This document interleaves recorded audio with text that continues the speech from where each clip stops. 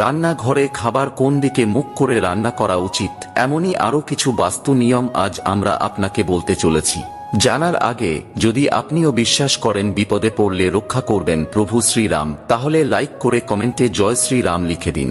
Number 1, বাস্তু অনুসারে রান্নাঘর সর্বদা বাড়ির দক্ষিণ পূর্ব দিকে হওয়া উচিত এবং উত্তর অথবা পূর্ব দিকে মুখ করেই সেখানে রান্না করা উচিত। নাম্বার 2, ইলেকট্রনিক জিনিস যেমন ফ্রিজ, মাইক্রোওভেন, মিক্সার ইত্যাদি জিনিস রান্নাঘরের দক্ষিণ পূর্ব কোণে রাখা উচিত।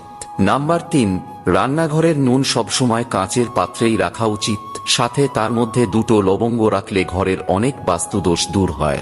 নাম্বার 4, খাদ্যশস্য অর্থাৎ স্টোরেজ ইউনিট, থালা বাসন এবং কাটলারি রান্নাঘরের দক্ষিণ বা পূর্ব দিকে রাখতে হবে। নাম্বার 5, রান্নাঘরের উত্তর পূর্ব কোণে জল ভর্তি একটি মাটির পাত্র রাখতে পারেন, এতে করে দেবতা, গ্রহ ও পিতৃপুরুষরা খুশি থাকেন।